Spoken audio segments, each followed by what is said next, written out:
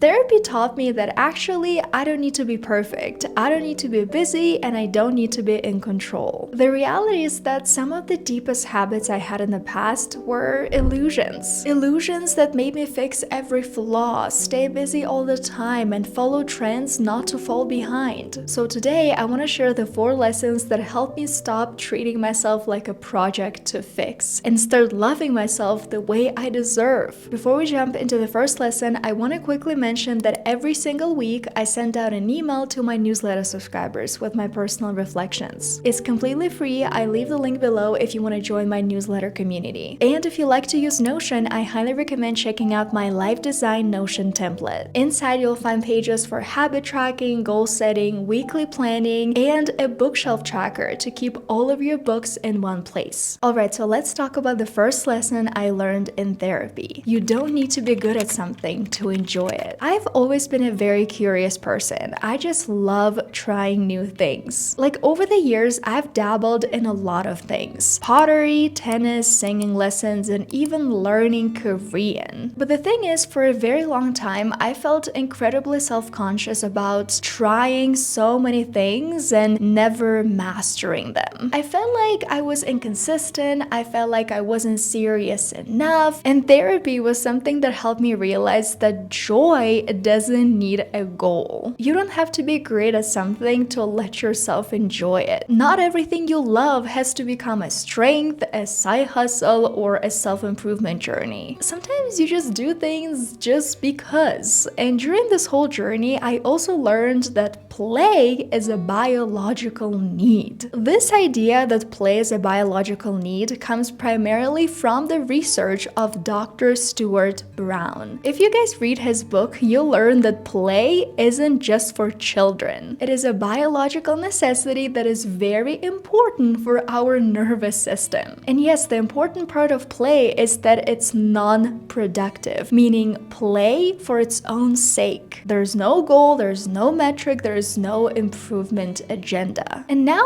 thinking back, I think the main reason why I quit pottery, tennis, my singing lessons, and learning Korean was because I thought I always had to set a goal for myself. I thought I couldn't just dabble in them. I thought I always had to improve. And I think the reason why this happens to so many of us is because our culture glorifies efficiency. So that is why we end up turning all of the hobbies we have into side hustles. Don't you want to make money while doing this? But this kind of thinking is counterproductive because play only nourishes when it's done for joy, not for achievement. Then it's not play anymore. It becomes another thing on your to-do list. When I'm doing things just because, it doesn't mean I'm taking a break from being human, from being me. No, it means I'm actually getting more connected to myself because play helps my nervous system feel safe again. The value isn't in becoming the best. The value is in letting yourself have fun. And yes, I can really suck at what I'm doing and still have fun while doing it. And you know, when I was preparing for this video, I reread a few pages from The Gifts of Imperfection by Brené Brown. It's such a classic. And actually recently, I've been revisiting books like this one on Shortform, who are kindly sponsoring today's video. Shortform doesn't just summarize books, they analyze them. It's truly perfect for books like The Gifts of Imperfection, Atomic Habits, and The Mountain Is You. You get to go deeper into the main ideas about self-love, perfectionism, and habit building. Thanks to Shortform, I can finally remember all of the lessons from the self-help books that I like to read. They have one-page summaries, chapter breakdowns, and even exercises after each section to help you apply what you read. The summaries and audio versions make it easy to revisit what you learned on a walk, at the gym, or during your morning routine. And what makes it better is that Shortform goes beyond book guides. They also offer master guides that compile ideas from multiple books on one topic, article guides, and podcast guides so you can learn from new ideas beyond just books. And their browser extension can summarize anything on the internet, articles, emails, and even YouTube videos. So if you want to give it a try too, I have a very special offer for my audience. You can get a free trial plus $50 off the annual annual plan if you sign up by using my link in the description. Okay, so the next lesson I've learned thanks to therapy is that I'm not a problem to solve.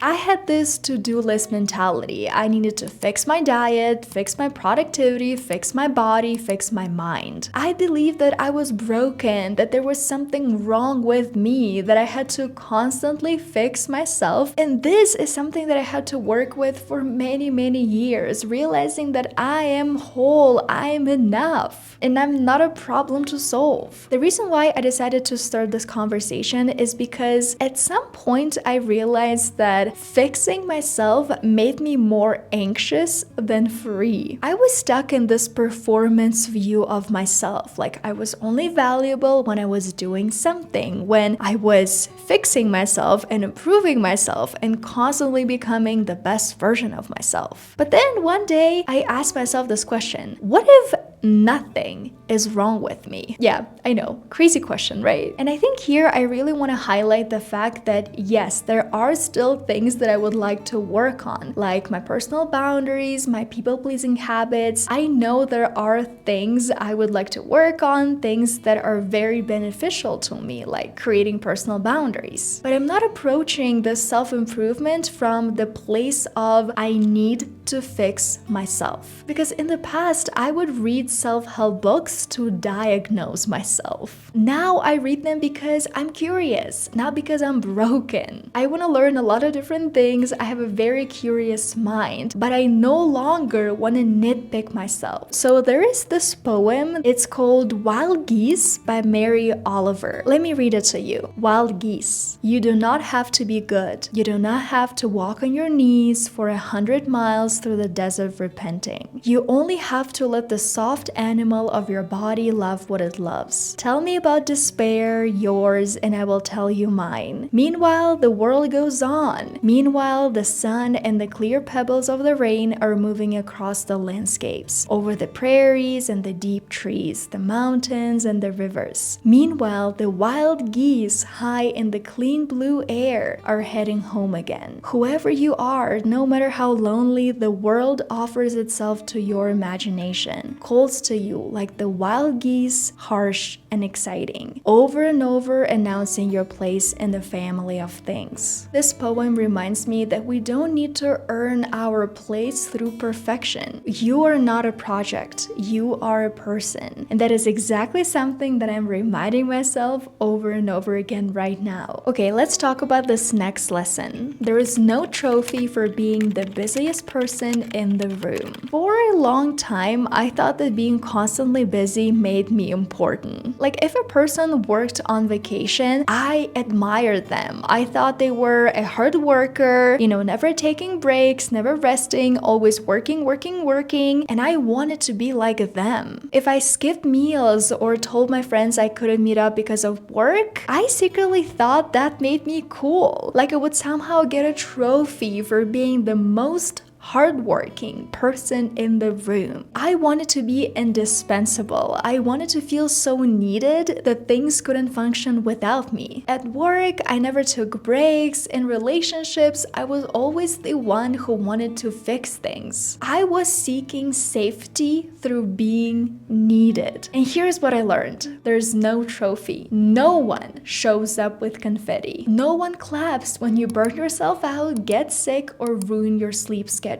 All that busyness doesn't actually make you valuable. It makes you more and more disconnected from yourself. And also, busyness is not the same as value. When you're constantly running around and doing a bunch of different things just because you want to feel valuable, your nervous system wouldn't be able to function at its best under all of this chronic stress. And as a woman, I had to learn all of that the hard way. And yes, I'm still learning. I always say this on my YouTube channel. In a few days, I'm going on my first ever yoga teacher training, where for 2 weeks, I'm not going to work at all. And to be honest, that is probably going to be my first vacation in many years where I'm not going to work at all, and that feels terrifying, to be honest. And I know that the reason why I feel terrified to do that is because I'm just not used to it. It's challenging, it's new, because I'm stepping outside of my comfort zone, and that's okay, that's normal. Alright, and the final lesson comes from all of my reflections on social media. Just because it's not viral doesn't mean it's not valuable. What I'm noticing right now a lot on social media is that everyone wants the same things. The same skincare routine, the same luxury bags, the same, vacation destinations. There's nothing inherently wrong in having the same things, but I think a lot of people buy all of those things because they don't really know what they personally like, or maybe they think what they like is not impressive enough, and so they have to get those things that are deemed impressive by social media. In psychology, there is this amazing theory that explains why we love to buy trendy things. It's called the social comparison theory. It's basically this idea that we figure out who we are and how we're doing by comparing ourselves to others. So let's say you ask yourself this question: am I doing okay? And in a lot of cases, we look at other people's lives to answer that, to answer if we are okay. If we compare ourselves to someone doing better, it's called upward comparison. It can motivate us, yes, but it mostly makes us feel inadequate, and that is something that we see a lot on social media. This constant upward comparison because we're surrounded by highlight reels. If we compare ourselves to someone doing worse, that is called the downward comparison. It can make us feel better about ourselves, but obviously in this superficial way. And that is where the biggest problem lies, because if we're constantly comparing ourselves to other people, we lose sight of what actually matters to us. I prepared these two examples for you guys, and the first one is going to be with a handbag. Being vegan has protected me from a lot of those trends because obviously I can't buy leather bags. And that is how I found this brand, Freya. They make vegan bags and their bags are really high quality. I let myself think it over, do all of this research, and purchase this bag because I know I'm going to use it for many years to come. The second example is the eyebrow gel, because in the past I would use this Benefit brow gel. A lot of people talk about it all the time and I did try it, but then at some point I realized that, it wasn't really that great. Like, it's a good product, right? But I really wanted to find something that would work for me personally, for the way that I like to do my makeup, for my needs. And so this one is by Rare Beauty, and I honestly don't see a lot of people talk about this product. If it works for you, if it feels like you, that is what makes it valuable. And I also really need to add that if something is viral, it also doesn't mean that it's bad, because I don't want you to go to this other extreme. I want you to ask yourself all of those questions to understand what you personally like. Sit with all of those wishes for longer. Maybe save them instead of purchasing them right now. Because Rare Beauty and Freya, they all have social media. I just think that sometimes because of this upward comparison, we stop valuing what we personally like. So guys, I think it's going to be it for today's video. If you liked it, please don't forget to give it a thumbs up and subscribe to my YouTube channel. Your support helps me so much. Before you go, I want to remind you to join my newsletter community. And if you like to use Notion, you can check out my live design template in the description. Today, I talked a lot about my nervous system, regulating my nervous system, and helping myself feel better. If you want to go deeper into this topic and see what things didn't help my nervous system at all, I highly recommend watching this video right here. Here I talk about a few subconscious habits, things you do without even realizing. So if you want to learn more, just click right here and I'll see you there.